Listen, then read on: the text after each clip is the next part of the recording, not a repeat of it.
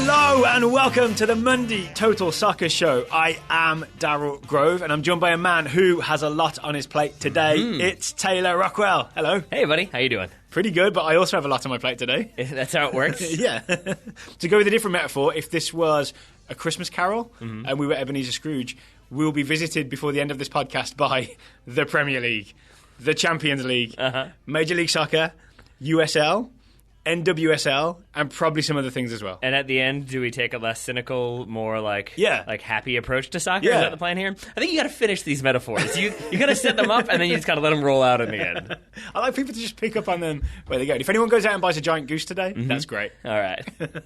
Shall we start in the Premier League? Sure. It's a place we haven't been for a long time. It is, yeah. Why did you and I take a sudden resurgence of interest in the Premier League this weekend? I think, well, the obvious answer is because the title race is back on, but I think it's also because it was a pretty compelling game overall. Yes, so, okay, it was Manchester United hosting Chelsea.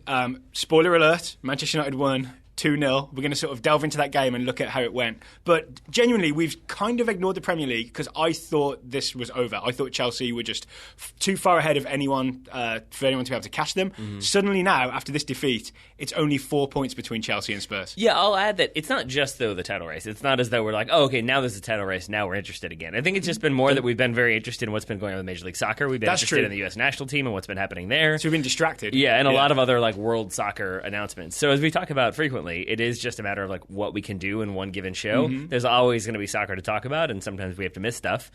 Champions League as well has been a big focus. So I think it's just sort of been like, yeah, it seems like Chelsea have won this. Seems like top four is going to be the usual kind of contenders. Maybe we'll talk about that later. Yeah. But then this game comes along. It's very interesting tactically, and it's very interesting in terms of what the narrative is for the rest of the season. And it's made the Premier League exciting again. So, okay, let's get into this game. Everything I just said you end with, and it's exciting again. No, and that's my opinion. Okay, honestly, I really do feel that way because I thought it was over. Now it's not, so I'm sort of into the Premier League again. It's harder when you don't have a team in it. Wolves currently sort of mid to low championship maybe that's the difference. Is because it's I'm always excited by the Premier League. But maybe that's part of it is because I always have a vested interest in it, whereas you maybe will next season. Who knows? Maybe in the distant future. That's what I mean. Yeah. Maybe after next season, you'll be in. Who knows? I like your optimism. Yeah.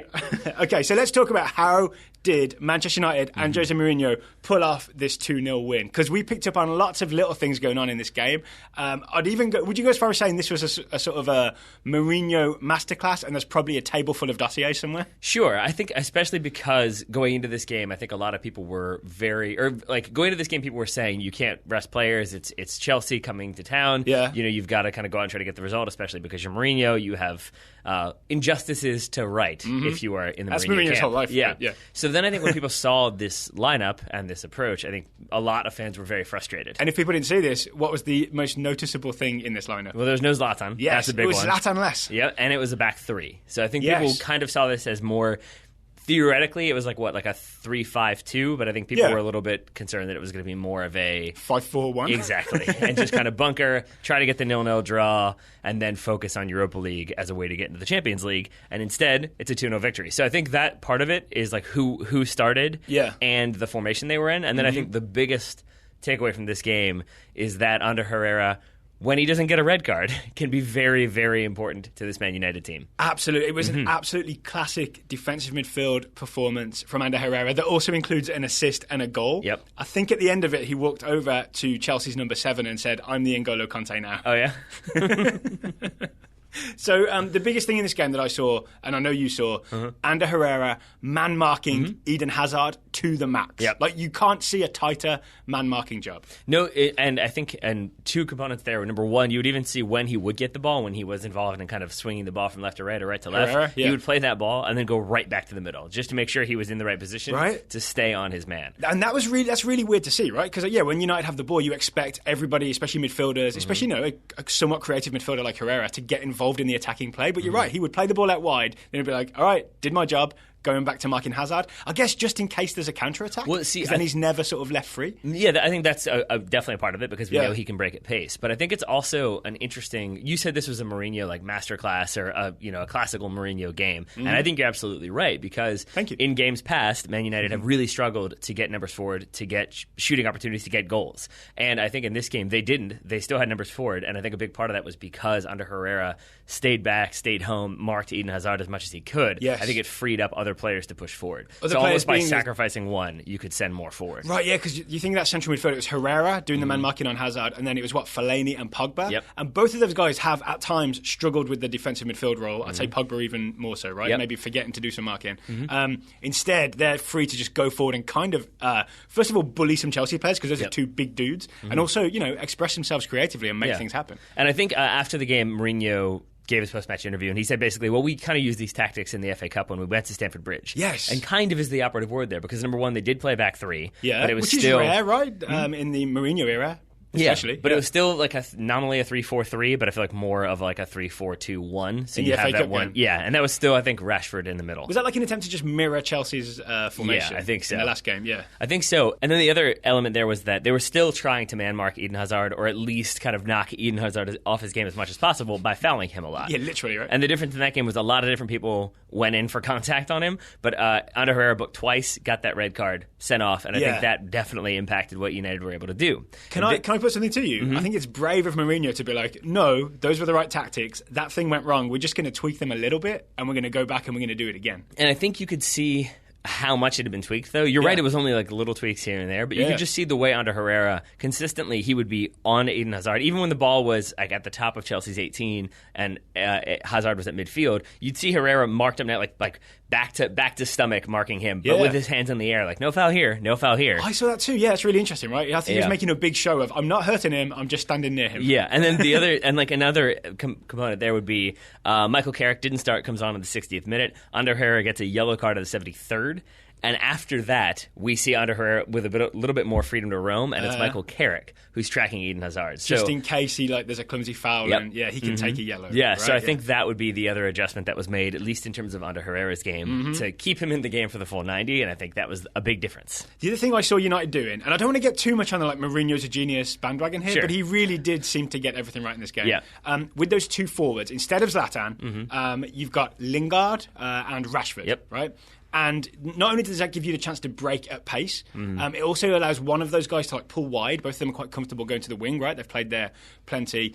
They also did a really good job of just working hard, closing down space from the front. Yeah. And I know how you would classify it. I wouldn't call it like a full press.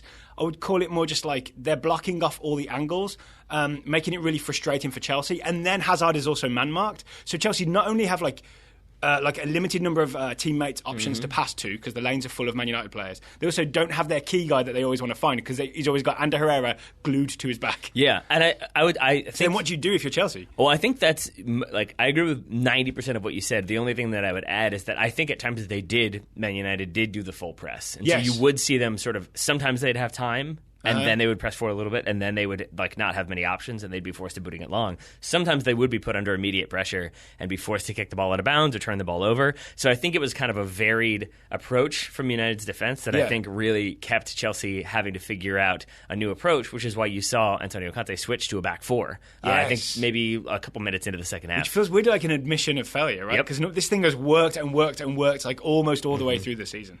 Well, I think even on the second goal, the Ander Herrera goal, it is a deflection, and it comes about from a free kick that's hit too long. United get it, play it back in, it comes back out. It's a lot of kind of things go the right way if you're a Manchester United fan, the wrong way if you're a Chelsea fan. But I think by the same token, it's still players able to dribble in Chelsea's box, and it's Ander Herrera relatively unmarked at the top of the box when he gets that shot off. Right. And I think for Antonio Conte, who prides his team on being very well organized and making sure everybody's marked off, there was just so much space in there that I think that's where that change had to come, is that you can't leave guys just unmarked at the top of the box and expect them not to put shots on frame. And that's some of the... unless they're actually young.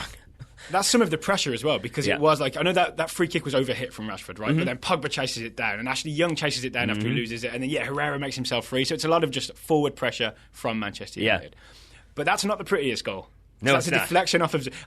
just want to say, very unlucky for Kurt Zouma, right? He tackles Young, then Herrera gets the shot that bounces off of Zouma. He did not deserve that at all. It's like his poke tackle away from Ashley Young. It's a good tackle because there's no contact. He disrupts an attack, but that poke tackle goes right down to Herrera, who I think one-times it, and then it deflects off of Zouma, who really doesn't know anything about it. It's a real shame. Yeah. The first goal, though, is... First of all, it's a handball from Herrera. This is in the 7th minute. So I was going to ask you. And they asked him after the game. He said he didn't think it was. I think Juan Martino didn't think he was. Seems like it was to me. So I'm curious what your thoughts were. Well, so Herrera's argument post-match was that, because if you haven't seen this, it's like Matic has the ball and it like pops up, and as he tries to play it, Herrera blocks it, and then he goes, provides the assist for Rashford with a quick through ball, right? Yeah.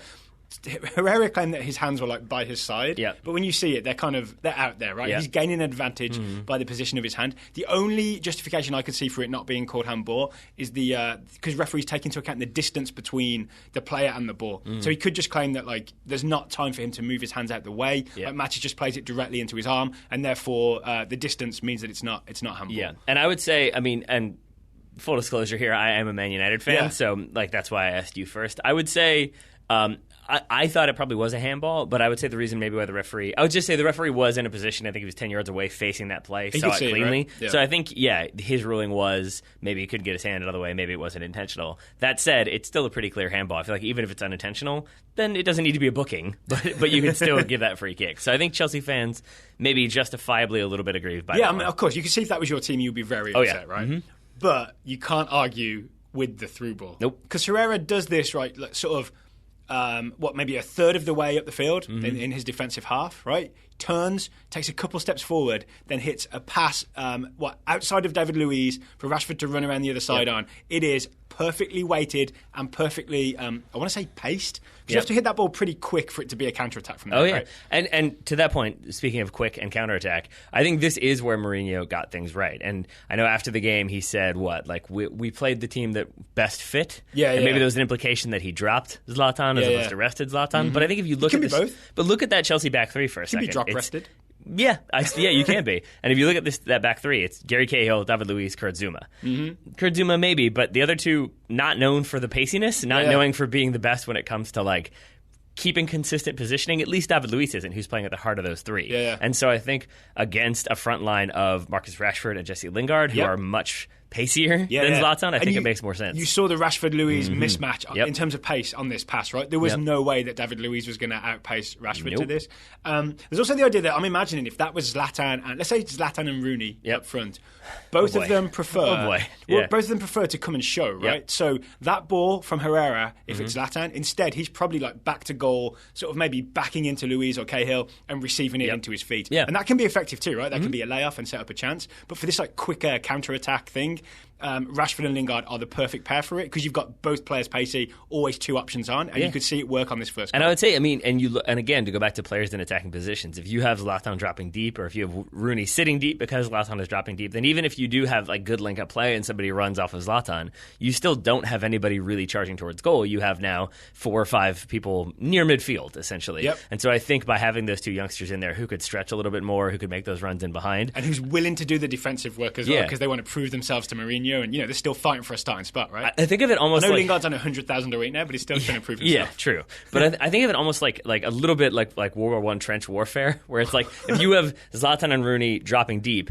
that Chelsea line can step up, and now there's everybody operating in one space. And so you kind of can't send a lot of people through. Whereas if you have that front line... no man's land. Yeah, but if you have that front line maybe claiming half of no man's land, then they're another 50 yards forward. Now, or I guess for purpose of this game, 30 yards forward. Then you can kind of have more players come forward, and that's why you do end up having 5 and 6 players in and around the Chelsea box as opposed to 2 and 3. All right, and that's how you follow a metaphor all the way to the end. And also Warhorse is in there, because why not? Can we also talk about maybe Chelsea's approach here? Sure. I was interested in Eden Hazard. Like we've talked about the job that Herrera did, man-marking him, really followed him everywhere.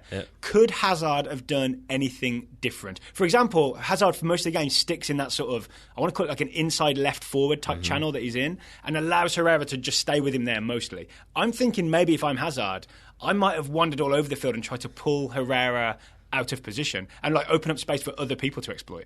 I think it's really difficult because obviously Hazard knows more than me about attacking, but that's just an idea. But see, actually, I think that is a very key admission there, because the reality is, like, you asked me like when we were watching this, have I ever been in a situation like that where somebody was man marking me? And I said no at the time, but the answer is yeah. I mean, I've had instances where they're like, oh, make sure we're marking that guy. Not that I'm particularly good, but just that was what like a strategy they were trying to do in the middle. Yeah, but for just so people like who haven't seen you play soccer, like you are like an attacking, dribbly, creative player. I can see that if the other team shouldn't figure out, hey, who should we mark and make sure he can't run at us, especially if you ran at a team a couple of times and they're backing off. That's why I asked you, is because you are that type of player. But yeah, so I appreciate that. But what I would say is that even when teams have done that, it's never been like this, where it was like stick with him, grab him, pull the jersey, give him a hand to the face once or twice. Like it was, because it wasn't just don't get sent off like that. Exactly. But it was so, because it's been like, oh yeah, they'll do it for 10 minutes and then the guy kind of loses interest, because that's what will happen. But if you're a professional at that level and you've clearly been drilled the entire week on how to track the creative player,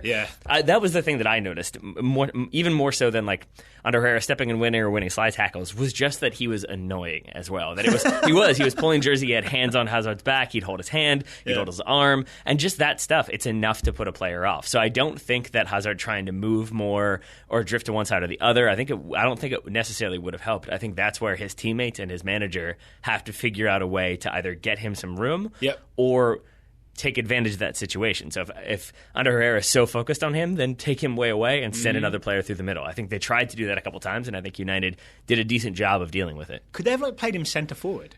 If you'd gone like Hazard and Costa, and then Herrera's got to track him all the way to the back line, and that causes trouble, right? I mean, I think there are things that you could do. I don't necessarily know if they're things that Eden Hazard could have done himself to really fix things. So it's more of a Antonio Conte problem. Yeah, I think so. Yeah. So, okay, Chelsea, there's going to be a run-in for the title race, right? So can other teams look at this and be like, oh, we'll do our own Herrera on Hazard job on Hazard for the final few games of the season? Yeah, I mean... maybe Tottenham are sending out videos of this game to people like, hey, everybody do this. So, I mean, maybe. If you look at who they've got left, so there's the FA Cup game, Chelsea-Tottenham, but that doesn't really matter for the title run-in. Weirdly, I mean, it will emotionally, right? Yeah. Momentum-wise, it could be a big swing. Yeah, okay. Yeah. I can see that. That's a good point. They've got Southampton at home, Everton away, Middlesbrough at home, West Brom away. I don't know how many of those teams have a player like Ander Herrera who has the discipline and kind of the freedom because of all the players around him to do that job. Everton have Gay. Mm-hmm. He's a guy that could definitely do it. Yeah. They also have Gareth Barry, who's a guy who could not definitely do exactly. So maybe Everton can do that. I think it's definitely a clear thing that can be done to limit Chelsea's options. Yeah. And so it will be interesting. That said, if you start to have Eden Hazard constantly marked and kicked and fouled, then it does become, I think, an obvious trend that maybe referees will identify. And then that's what happened in the Chelsea FA Cup game. Ander Herrera was sent off in the 35th minute for a second yellow. Yeah. Like 2 yellows inside of 15 minutes. Like the first one came in the 20th.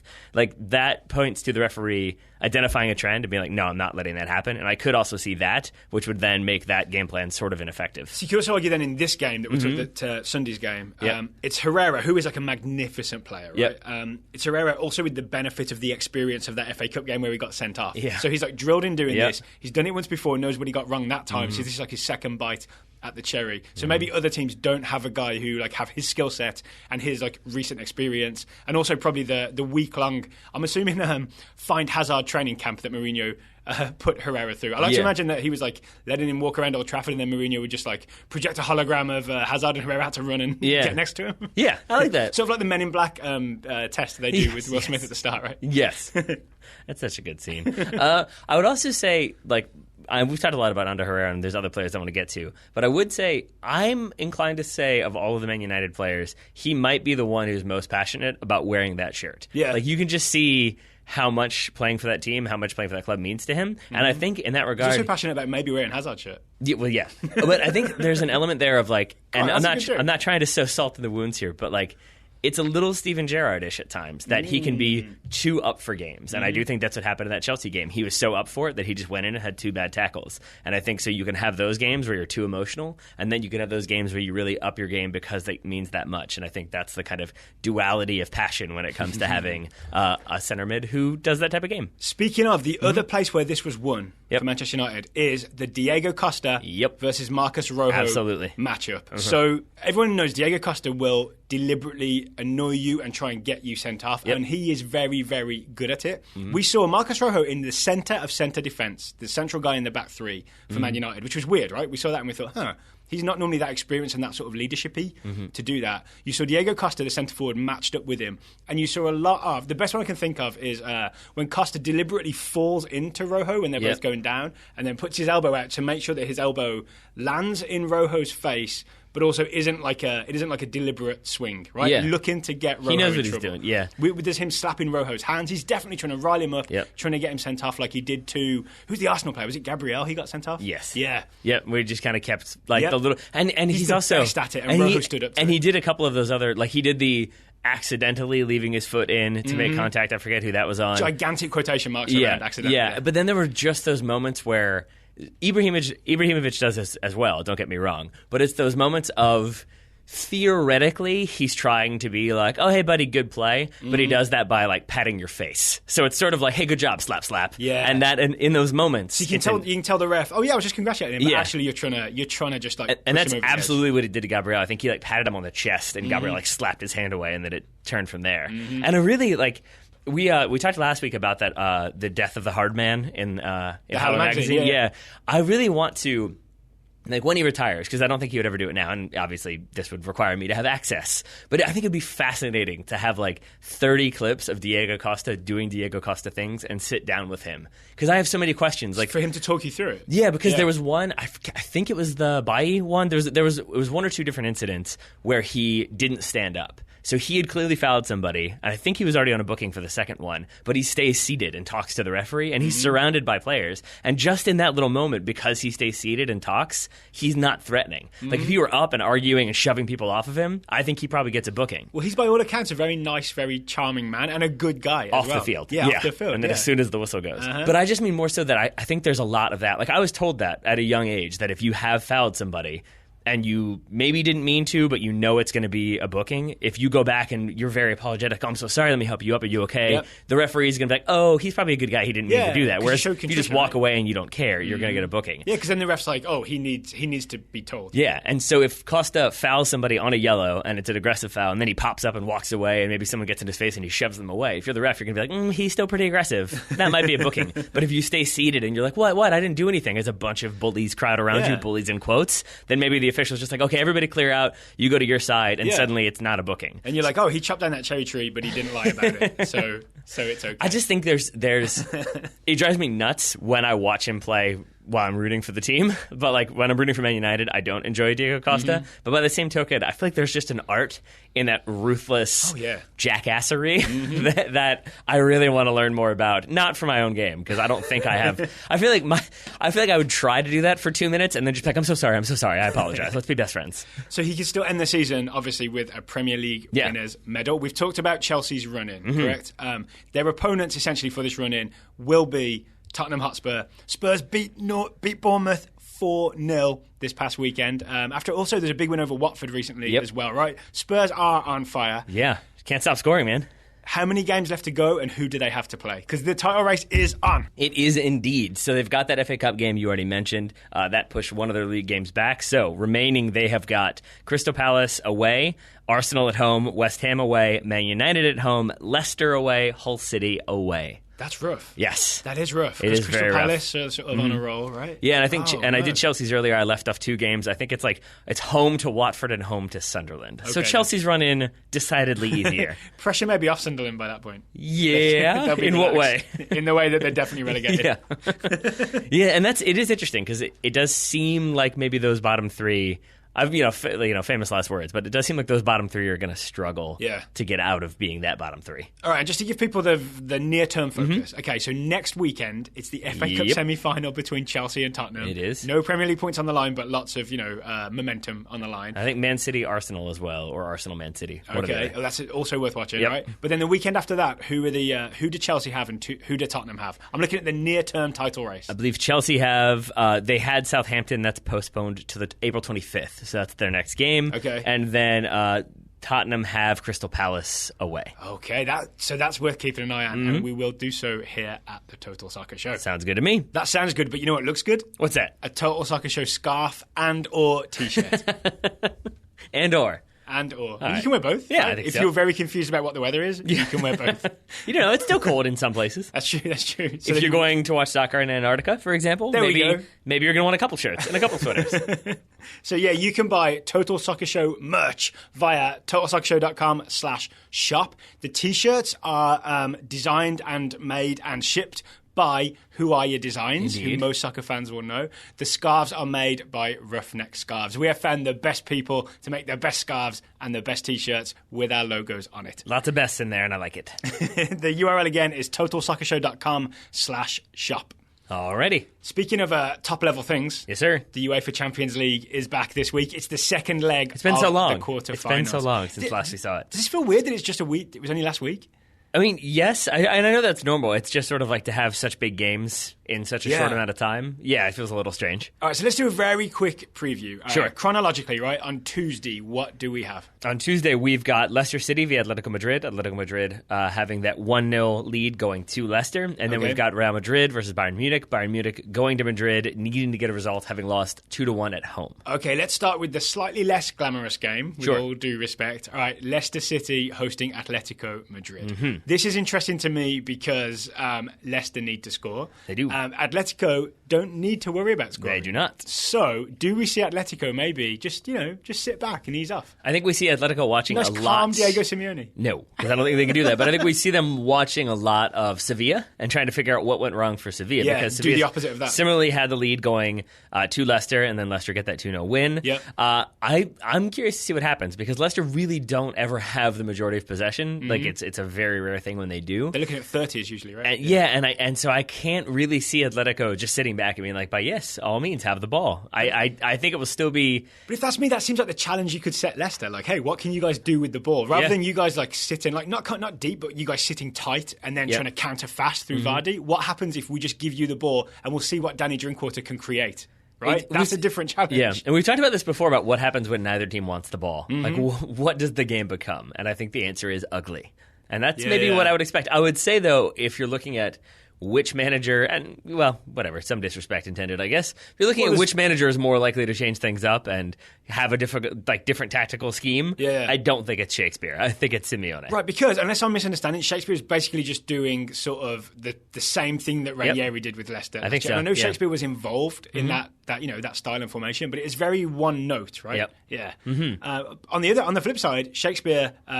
2 Champions League games, and he's got a 50-50 record. Yeah, that's not bad. So it could go either way. That's not bad. They drew this weekend 2-2 with, I believe, Crystal Palace, and basically played all of their starters. So I would expect them to maybe continue with the exact same style and just hope for the result against Atletico Madrid. Okay, so we'll keep an eye on that. But the more glamorous game is... It's got to be, right? It's Real Madrid. It's at the Bernabeu, hosting Bayern Munich. As you said, Bayern Munich need to score. They are 2-1 down from the first leg. And if I have this correct, Real Madrid have 2 away goals. They do. So...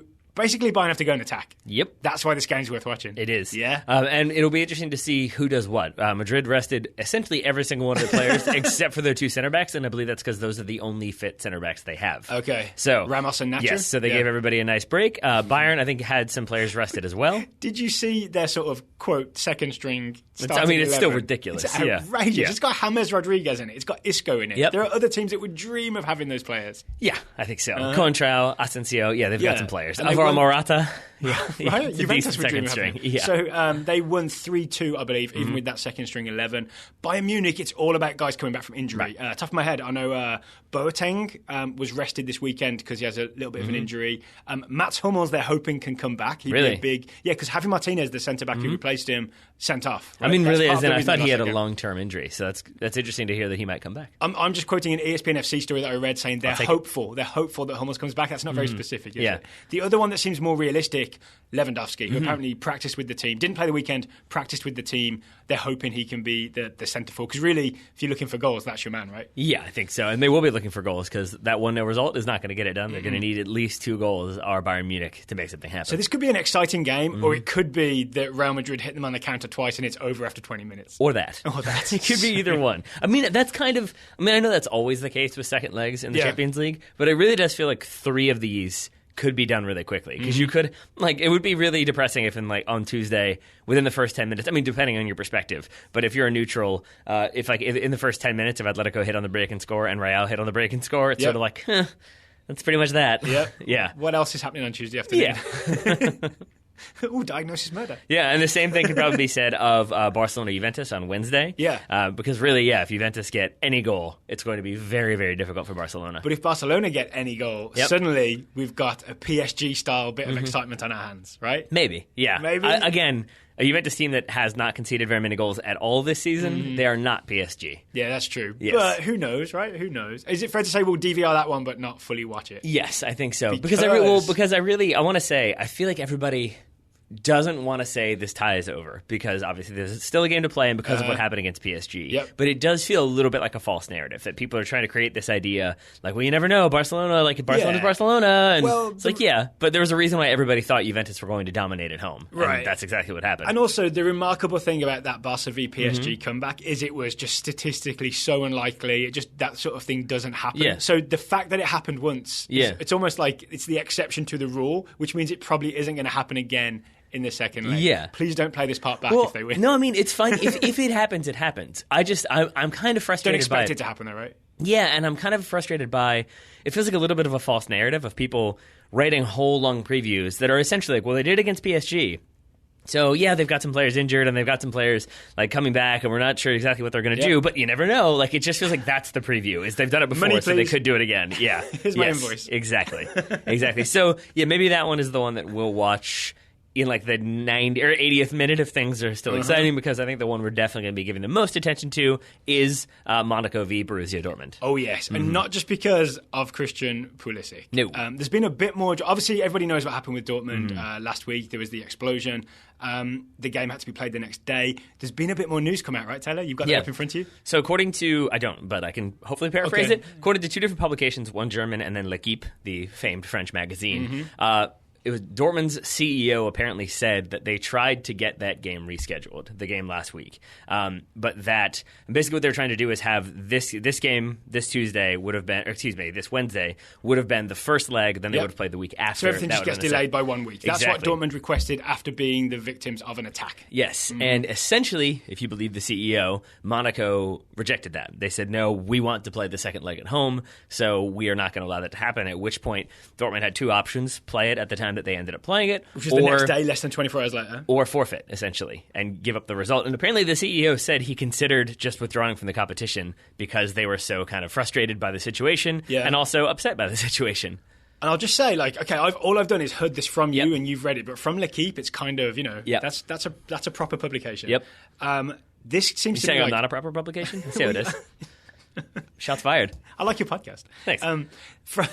Based on that, I think Monaco might go from like everyone's favourite kind of hipstery French team to the villains. Yeah, I mean, not that like Dortmund ever were particularly like the villains themselves. No, I think it was but at least it was like they were sort of a neutral party in this. Now they've sort of been very unhelpful to Dortmund in their moment of need by saying, no, we want that. We want to kind of take advantage of the situation and make it, or at least not let the situation ruin our chances of getting through. Yeah, exactly. Yeah. And so, I mean, there's been that story, and then there's like Roman Burki saying that every player was crying after the game. You've heard other players come out, including Nuri Sahin, right after the game and just talk about how emotional of an experience it was. Yep. So it definitely suddenly takes on a whole different level when you find out, because the way UEFA had presented it is we contacted both clubs. They said, no, it's fine, we'll play tomorrow. And now you're hearing, no, that is not the case. We did not want to play. Yeah, exactly. So, I'm going to just say I'm rooting for Dortmund in this game. All right. Obviously because of what happened last week and then the way they were treated, and they've got Christian Pulisic.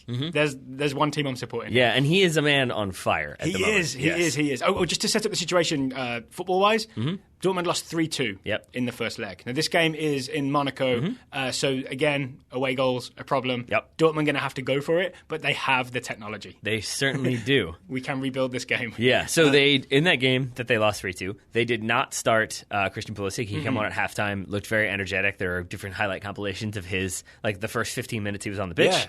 Yeah. 3 times he went down the right-hand side and got it in. Almost a little Christmas carol of his own. Yeah, and then this weekend, it was really, really impressive, his assist he had for the opening goal from Marco Reus. Yeah, after like 3 minutes, I think. Yeah, it was. Right? And it was essentially At first, I thought he got the assist to the assist. I didn't realize, but he basically squares it to Aubameyang. Aubameyang tries to chip it in for Marco Reus, who correctly realizes that he's offside. He does the hands in the air like, I'm not involved in this. But the man who immediately responds is Christian Pulisic, who runs through, beats the goalkeeper to it, takes a touch, and then basically plays it into the path of Reus to finish from about 4 yards out. Reus does have to just reach a little bit behind him and do that like back flick thing, which leads to a great goal. But again, it's what we saw in the second half of that first game is Pulisic starting to make good decisions from the end line and find the feet of teammates instead of the shins of defenders. Yep, and I always bank on who do they go celebrate with. Reus gets a couple high fives, but the first three players celebrating are Pulisic and Aubameyang and somebody else, I forget who. So it's sort of like you did all the work for that one, you get the hugs. So are we thinking Pulisic starts in this game? I would think so. I mean, it's confusing because usually if they have like an important game and he didn't start in the Champions League last week and then he plays this weekend, the expectation would be, they rested other players, so maybe not. Dembele didn't start this game, for example. Exactly. Aubameyang did, though, so swinging around that way, it's a little bit different. Yeah. And I would say that just because things look so different when he was on the pitch, I think Pulisic probably does start in the second leg. And what sort of shape are we expecting? I know this is a tough game to play with Dortmund, but it was a back four this 4-2-3-1 against Eintracht Frankfurt. It was a back three to start against Monaco the first time out. Do you think, looking for those goals, they'll go back three and like push as many men forward as they can, or sort of back four to at least try and keep it a bit more stable and not get caught? I think they're going to go back four because I believe that's what they switched to in that game. I think they'll switch to it here because I think it just works better in terms of containing that front two. Yeah. And especially because it's going to be Monaco playing essentially the 4-4-2. And it's fewer gaps for Monaco to exploit on the counter, which is pretty much what's going to be happening, right? Yeah, but really, if Monaco are coming out in that 4-4-2, Dortmund come out in a 4-2-3-1, that's the numerical superiority in the middle for Dortmund. And so maybe you limit the amount of balls that can be played in, and then you have four dedicated defenders. Maybe it makes it less likely to be hit on the break. So this is the exception to the rule. We're thinking that Dortmund's lineup against Frankfurt is kind of like a test run for what they're going to do against Monaco. Yes. Yeah? All right, we'll find out Wednesday afternoon. We'll have a review of that game, and maybe we'll see Christian Pulisic in the semi-finals. Let's hope so. And a historic comeback. Historic comeback indeed, yes. That is incorrect. An okay retort. All right, final several things on today's show. Let's get domestic. We're going to do a quick roundup of the things that caught our eye in the Major League Soccer, the United Soccer League, and the National Women's Soccer League, or MLS, the USL, and the NWSL. Key correction, yeah. Shall we start at elevation? Sure. Brooks Lennon scored a magnificent goal for Real Salt Lake to beat Colorado Rapids in what I believe they call the Rocky Mountain Cup. All right, I'll take your word for it. Yeah, he does. He did just that. He basically gets the ball, has a couple of little clever moves here and there, then goes inside, kind of does a feint to suck some people in, then shoots from distance. It's a really nice kind of like back across his body to the far post goal. And this goal has me excited, not because I'm a Real Salt Lake fan, and I can't even pronounce it, not because I'm a Real Salt Lake fan, and not because I'm not a Colorado Rapids fan. I'm just excited because Brooks Lennon is US Under-20 international Brooks Lennon. We got a good look at him during the CONCACAF tournament, and we were really impressed. And we were thinking, I wonder what he would do in MLS. On loan from Liverpool? Now we find out. Brooks Lennon is the Rocky Mountain Ronaldo.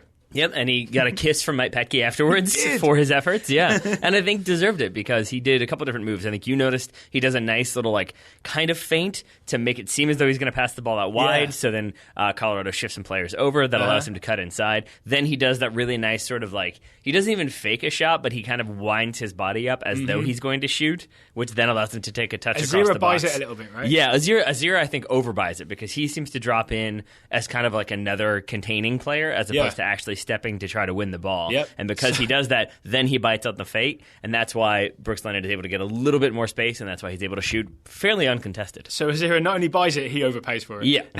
And Brooks, it is. So despite all that work, right, the fake pass down there, it was DeMar Phillips with the overlapping run, the fake shot that opens a space, like you said. Even then, he's only opened a little bit of space, and he's still 22, 23 yards from goal. He's not in an easy goal-scoring position. And yet, he fires this ball low into the bottom left corner. Yep. I think between two different players. Not sure if that's what he meant to do, but that's exactly what happens. And past a goalkeeper that is not Tim Howard. Yeah, it was Zach McMath. More on that in a second. I want to draw another parallel for Brooks Lennon. I called him the Rocky Mountain Ronaldo because he looks a little bit like him. How about the Rocky Mountain Robin? right? Because he does the reverse, Rocky Mountain reverse Robin, because he's cutting him from the left with his right foot and like dribbling across. No one can stop him, and he scores. I think you need to work on your nickname game. Really? You don't know the Rocky Mountain reverse Robin? Yeah, I think that might be a bit much. I think that's magnificent. Okay. Especially not if your first one was because he looks like Ronaldo. He definitely does not look like Robin. So I think you have to move away from aesthetics for a second. And I'm sure he's very happy about that. Yeah, I think so. Okay, yeah, so you mentioned it was Zach McMath in goal for Colorado Rapids. The reason for that is Tim Howard was suspended. And the reason for that is the thing that we saw after the Colorado Sporting KC game last week. We saw Howard swearing at fans. It turns out there's another video that hasn't been released to the public where there was an altercation between Tim Howard and a fan after the game. Right. So he got a ban from the league. I think, and maybe some people are thinking it also has to do with that Dom Dwyer incident where they had some words. I don't think it does. I think that's just kind of the more publicized one. Yeah. The other one would be that you mentioned, I think it was a fan filming his... Maybe not his part of the conversation with Tim Howard. There's definitely some obscenities. Then Tim Howard implies some things with a fan's mother. Then you hear a lot of obscenities raining down on Tim Howard. And then apparently afterward, if you're listening to the Players Union side of this argument. Essentially, it sounds like maybe some fans were allowed to be on the field. Maybe some drunk fans were allowed to be on the field. One of whom was, they say, about 2 feet from Tim Howard, yelling at him. And this Tim is Howard the responded. Quote, altercation. Yeah, exactly. Okay, so here's we have the MLS Players Union quote here that they released a statement after Howard's suspension. They are not happy. Right. They say that essentially MLS has a detailed fan code of conduct in place under which fans are expected to be respectful to each other and to players and are prohibited from engaging in disorderly behaviour, including obscene or abusive language. The fans involved repeatedly, routinely and openly violated that code of conduct without any repercussions. It is thus not surprising that there was a reaction from the players. So the Players Union, obviously they represent the players, but they're saying, yeah, Tim Howard should not have done what he did, but the fans should not have done what they did according to the MLS Code of Conduct. And maybe Sporting Kansas City should have done a little bit more because it continues, quote, the security provided by the league and Sporting Kansas City was wholly inadequate to protect players and fans. As Tim was attempting to leave the field, a fan with alcohol in hand was able to come within 2 feet of him on field level and aggressively scream obscenities in his face. That is unacceptable behavior anywhere and is not something that players or anyone should be subject to in their workplace, end quote. Tim takes responsibility for his actions. Back open. Yeah, but MLS needs to do the same and send a clear message to the fans. I think that's true. They're talking about they need a safe space for Tim Howard to work in. I'm looking at this. There's no person is correct here. Tim Howard should not have responded. The fans should not have abused him. Everybody's wrong. That's my position on this. Yeah, I would say the only thing there is like Tim Howard responding was really surprising to me. Yeah, because he's dealt with that his entire career. You know, if you're the goalkeeper, you know you're close to the usually away fans, maybe sometimes home fans, but generally speaking, you're going to be near some rowdy people who are going to be yelling some stuff at you. So that's interesting, right? Tim Howard must have been in a similar situation before. I'm sure when he's away for Everton in the Premier League, he's going to have had fans yelling things at him. Part of what away fans do is yell at the goalkeeper. And that's what home fans do is yell at the away goalkeeper. And that's why I think if he had like not been so obviously angry at other points in this game, especially at the end with Dom Dwyer, you could even maybe have like spun this as like, no, he was just goofing around. Like he knows there's give and take with MLS fans. He knows they're US fans at their core. So like he's always going to, give it a little bit back to the fans when they give it to him. But instead, it does seem like maybe it was just they kind of caught him on a bad night. He was frustrated by the result. He was frustrated by getting yelled at. He was frustrated by having to play on like confetti, which was all over the goal. Right, yeah. I don't know, but it does seem like maybe it was just a bad night and Tim Howard chose to vent a little bit. Absolutely. Again, not a fan of what he did, but I see the MLS Players Union's point. The problem is Tim Howard is one man and one very famous man. The fans yelling at him from behind the goal are many, many people, and it's not easy to pinpoint who said what and who provoked him. Yeah. Right? Yeah, but I go back to... The fan on the field maybe you can talk to or you can do something about. Yeah, I mean, absolutely. But I think that, if you are going to expect your players to abide by not cursing and, being professionals, then there is an element of like, well, then you've got to enforce that as well in the stands. And I don't think that's maybe something that is possible for what you just mentioned. There's lots of fans yelling lots of stuff. I still think it's kind of strange that, as we talked about when this first happened, like I do think a lot of those people are probably U.S. national team fans. Right. And so it is weird that if he were wearing a U.S. jersey, then he'd be getting unconditional love and support. They'd be yelling very nice things. Yeah. So it's just, and again, that's where it just seems strange to me that it wasn't sort of like, Tim, you suck tonight. It wasn't like it was surprisingly aggressive, which makes me wonder if maybe there is that rivalry, as you already mentioned, and maybe it is just sort of like it's fun to give it to Tim Howard. I don't know. All right, so but the beneficiary here probably Brooks Lennon, because would you say maybe Tim Howard saves that shot? I don't know, or at the very least, he screams at his defense and keeps them organized, so maybe they don't let that shot come in the first place. Maybe he makes sure Azira makes that tackle. Yeah. All right, another goal that was, I'm going to say, unstoppable as soon as it left David Villa's foot this weekend. Yep. The lob from David Villa at the end of the NYCFC game against Philadelphia Union. It was 1-0. It was, the 90th minute? Yep. David Villa lobs the keeper, Andre Blake, from just over the halfway line. Yep. And it's an incredibly impressive goal because... First of all, David Villa doesn't necessarily need to be doing what he's doing. As you said, it's the 90th minute. They're up 1-0. He could easily have kind of put them into pressure, forced them back a little bit. Yeah. But he continues. And he can still claim he's doing his job then, right? I've forced them back, then we can stay in shape. All's good. I'm earning my millions. I'm not a young man anymore. I don't need to go chasing things. And instead, he does. He bodies. He wins that ball. He hits that volley. And he kind of knows it's in as soon as he shoots it. Because if you watch the wide angle reverse replay, you can see him kind of start to run off to celebrate as soon as he hits it. Yeah. So he feels kind of confident in that strike, and he should have been. It wasn't the only lob we saw this weekend. It was not. So you may have seen this going around because it drew parallels with the David Villa goal. Steven Dos Santos, centre forward. 2 E's or 3 E's in there, I guess. There is, centre forward for Ottawa Fury FC. They were visiting our Richmond Kickers. Yep. Dos Santos scored the only goal of the game from a very similar distance, except a little farther away. Yeah. I watched this again. Dos Santos' foot is on the halfway line when he strikes it. This is literally from the halfway line. And it's basically a loose ball. It's headed to him by Hume, I believe it was, and he hits it out of the air first time and into the back of the net, much to the chagrin of Matt Turner. Kickers goalkeeper Matt Turner. It does. I would say the David Villa goal, unsurprisingly, has better technique to it. If you watch Dos Santos' goal, it goes real high and then comes back down, whereas Villa's is more like a whoosh. Yeah. You know what I'm saying? Yeah. I mean, it's got a tighter arc to it. I do want to note. So it's if one of them is a World Cup winner with Spain. Yeah.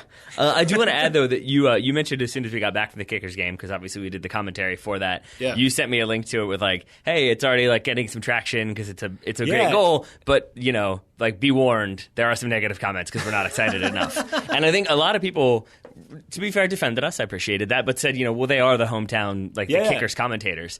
That actually wasn't a big part of it for me. I was kind of watching because the Kickers had been pressed forward, and so I was watching what they were doing. I looked back to see that ball in the air, so I sort of missed it. It was wait, what has just happened? And that's where my reaction of wow came from. Well, that's why we're a good partnership, because I was watching the ball and I was calling the play to play. Mm-hmm. And it just took me a minute to realize, wait, who shot that? But honestly, wow. So I'm not saying this to defend ourselves. I'm trying to just let people know what the situation is like in the stadium. Yeah. Wow was the correct reaction, because the whole stadium was like, huh? Yeah, I mean, and that's what I said. And that's what I said afterwards. Is because the Kickers were really pressing, they had looked better in the first half. And I know people don't necessarily care about the USL, but I do think it's an interesting maybe view behind the curtain as to doing what commentary is like, because it's the home team, it's a good crowd there, they're really pressing for the winner to the go-ahead goal, and so everybody's kind of feeling it, and just to see one big strike from 50-60 yards out and the entire atmosphere is just dead, it was sort of wow, okay, that happened. That did happen, and the Kickers did not equalise. It finished 1-0 to Ottawa Fury on that goal from Steven Dos Santos. Yeah, and I feel like when you've proven that you have a player who can score, be it Dos Santos or David Villa from midfield, it kind of makes you a little bit terrified if you're the opposition. Man who scored from closer range this weekend was Kyle Larin. Yep. Kyle Larin scored the winner for Orlando at home to the LA Galaxy, scored it late, and he held off Jermaine Jones to do so. Yes, he did. How about that? This is one where you're the center back here, so maybe you are better positioned to speak to it. But I don't know if Jermaine Jones necessarily does anything wrong. I think he's trying, maybe the only thing is that he's trying to watch the corner come in as he's marking Kyle Larin, and so he's kind of doing two things at once. Yeah, didn't you say he was 50% holding Kyle Larin, 50% watching the ball, but not doing 100% of either? Yeah, exactly. And so I think Kyle Larin, his entire job is I'm getting to that ball no matter what, so he's working for that. And maybe Jermaine Jones, just because if the defender, I think, naturally is a little bit more reactive in that situation, I think he's trying to react to Kyle Larin and the ball coming in. It makes it harder to be the one to win that ball, and that's exactly what happens. He doesn't win it, Kyle Larin does, and it's 2-1 Orlando. Doesn't it feel weird to see Jermaine Jones out-competed? By anybody but Kyle Larin, maybe. But he's a big guy, and he is on a bit of a hot streak. Yes, he is on a hot streak. Yeah. So in Jermaine Jones' defence, he does have an assist.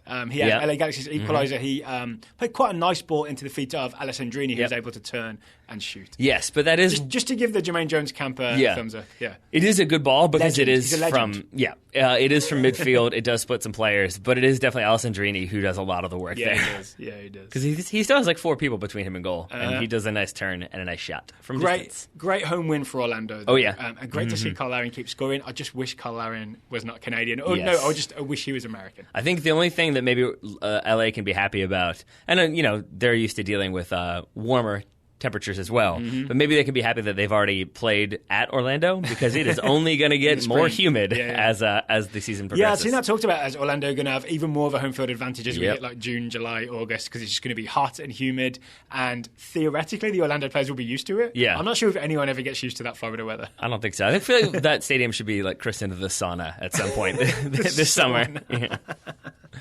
Enjoy it. It's going to be miserable. The other goal that got a lot of attention this weekend, Rachel Daly, Englishwoman, scoring a goal in the NWSL for the Houston Dash against Chicago Red Stars. She scored late to make it 2-0. She beat Casey Short. She beat an American defender. Yep.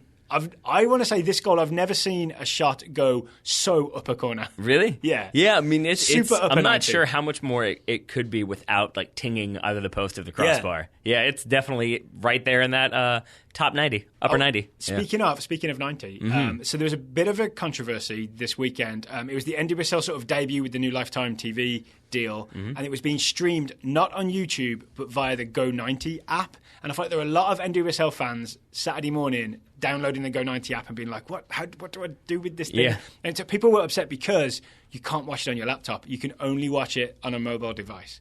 And then the only people who could then put it on TV were those who had like an Apple TV or a Roku. Something where you can like stream and like bounce it from there onto your TV screen. So I saw a lot of requests for tech help early Saturday morning. Yeah, I mean, that made it a frustrating morning for some. And then the NBC Sports app, it kept crashing for me. I saw reports elsewhere that it was doing the same for other people. So maybe 2 soccer apps not functioning the way maybe they could have or should have. You know what's working nicely, though, we found out this morning in the office? MLS Live. Yeah, it is. I'm not saying this is a promo, but MLS Live has now added the little goal symbol and the name of the scorer. So if you want to watch, say, Carl Larin's goal, or actually no, because that was blacked out because it was on Fox. Yep. If you want to watch Helen Acosta's goal, you can just find it and click it, and you're straight in. Well done. Yeah, technology, hooray, sort of. And while we're on the subject of clarifications, can I just add that saunas are the worst? I know maybe that's an unpopular opinion. I have never enjoyed a sauna. I don't really enjoy hot tubs either. It's just too hot. I mean, the clue's in the title. Right? I know, but it's like, it's all steamy. It's kind of hard to breathe. I don't know. I feel like my heart's going to explode. I don't know. It's a whole thing. I occasionally go to the sauna at the local Y. So what's the appeal? Is it just because, sweating out the toxins? The swimming pool is full. Okay. That's when I go. And I've got to kill 10 minutes and hope a lane opens up, so I go sit in the sauna for a little bit. Is that really it? But is there no, I know there are certainly health benefits, I'm assuming. It's supposed to, open your pores up and clean things out. I don't know. Right. I'm not sure I believe in all These that. are the important things that we discuss on the Total Soccer Show. Well, shall we do a little update on the Total Soccer Show Scouting Network? I think we probably should. Not a full update, but there was a big FC Dallas success this past weekend. So we'll go with Christian Buchel. I apologize if I've butchered that one. Scouting Paxton Pomykal, 17-year-old midfielder for FC Dallas, and the FC Dallas U19 team, which we're going to get to in just a second because, as Christian says, FC Dallas won the U19 Dallas Cup final this weekend, beating Monterrey's U19s 2-1 with 1 goal coming from Pomykal. For those who may not know, the Dallas Cup features teams from all over the world and is one of the most prestigious youth tournaments in the United States. People who have played there include Landon Donovan, Wayne Rooney, Chicharito, and Clint Dempsey. So that FC Dallas youth team becomes the first MLS youth team to win the tournament, proving their philosophy of youth development is progressing beautifully.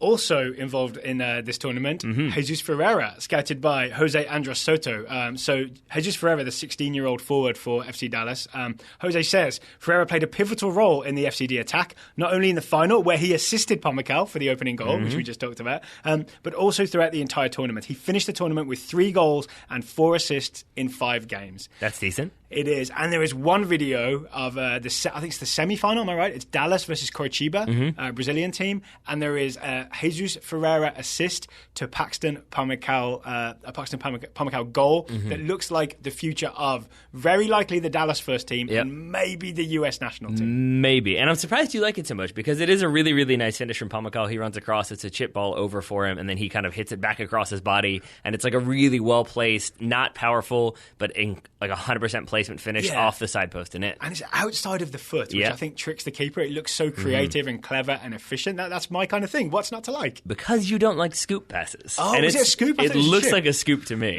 Because it's kind of like he settles it and then plays it with his right foot both times, I think it is, does Ferreira. Honestly, what I've seen of Ferreira, I could forgive him a scoop. But what is there a specific reason why you don't like the scoop, or is it just sort of one of your pet peeves? It's one of my pet peeves because at least in games that I play in, maybe guys aren't as talented as Jesus Ferreira, the scoop slows momentum. I see what you mean. Because it gets, technically the ball goes over the defence, right? Yeah. But it does so slowly that for an attacker to get the other side of it, by the time it comes down, the defence has time to react and come backwards, and the ball maybe lands behind the forward. It's just never as good. But Jesus Ferreira... But you'll let it slide there? I let it slide for Paxton Pamecao. Yeah, so to your point about why this might be the future of the U.S. national team, it's because Paxton Pamecao is, I believe, with a U.S. academy at some level, or at least was born in Texas, so likely to play there. Jesus Ferreira, not born in Colombia, is the son of... Not born in Colombia? No, he was born in Colombia. He is not. He was not born in Texas, was born in Colombia, but is the son of... David Ferreira. There you go. Yeah, the 2010 MLS Cup MVP. So he spent a long time in Texas. Exactly. And we've heard from Travis and Will from Top Draw Soccer that maybe US citizenship is on the horizon for Jesus Ferreira, at which point, what did Will Parchman say? He'd be an auto call-up? Yeah, I think so. Like the phone is just ready to dial as soon as the... Yep. And both of them, I guess, would be eligible for the U17 national team, which is going to be doing qualifying for... Yeah, pretty soon, though. Very soon. Yeah. So maybe actually, not. April 23rd, 26th, 29th is those US under-17 qualifier games. April 26th is the game against Mexico. Daryl's got that knowledge right there. It's in my mental calendar. But quick note about these guys. They are homegrown players. They are on the FC Dallas first-team roster. That's worth thinking about. Paxton Pamecao has played twice in Major League Soccer this season already. From what I understand, they both wanted to rejoin their academy teammates and have a go at winning this Dallas Cup. Obviously, because it's based in Dallas, you want to try and win it. It's a Premier Youth tournament, right? Yep. So I just want to point out how exciting that is for FC Dallas fans that you've got these two guys ready to go. Yep, I like it. I like it a lot. Plenty more exciting attackers in the TSS Scouting Network. If you would like to join the network, you go to TotalSoccerShow.com/subscribe. You will be supporting the show, and you'll have an exciting young player to scout. I'm going to add this as well. Yeah. We have many, many people in the scouting network, and some people are choosing to scout players actively. Some people don't have the time, and that's totally fine too. If you don't want to scout a player, then you can just say, I'm not really interested, don't worry about it. Right. If you do join the network, maybe you can request a couple players, because we do have players like Brooks Lennon who is being scouted, but we haven't heard much about. We haven't heard much recently, and he's been doing things recently as well. So especially this past weekend. But with that said, Wendy Thomas is still very much doing her job with Christian Pulisic, so we do not need a Christian Pulisic scout. If we were to reassign him, I think she might fly all the way to Virginia to fight us. And I don't want that. I think I'd lose that. I do too. All right. Thank you to Christian and to Jose, and thank you to Paxton and to Jesus for being the future. All right, Taylor, we will be back tomorrow with our review of the Tuesday Champions League games. Until then, thank you for taking the time to talk to me today. Thank you, Mr. Grove. And I want to add very quickly, thank you as well. This is a quick side step into show and tell that we used to do. Oh, yeah. I want to say thank you for forcing me to watch Straight Outta Compton, because I should have watched that a long time ago. I had not yet watched it. I finally watched it. It's very, very good. Even having known a decent amount about NWA, I learned a lot. So thank you for that. Yo, Dre, stick to producing. Yep. And I also didn't know that Ice Cube coined both "It's On Like Donkey Kong" and "By Felicia." So there you go. My least favorite part of that film is the when Ice Cube is typing up barbershop and they just on his laptop. No, Friday. He's Friday. Sorry. Yeah. I think it's his wife walks in and she says, "How's Friday?" It's good. It's going to do real well. Yeah. Back to it. I would have cut that scene. Yeah, I think it probably didn't need to be there. It's we know. You wrote that. We got it. Everything else, though, very good. All right, on that note, it is goodbye from Taylor Rockwell. It's goodbye from me. We will talk to you on Tuesday after the Champions League games.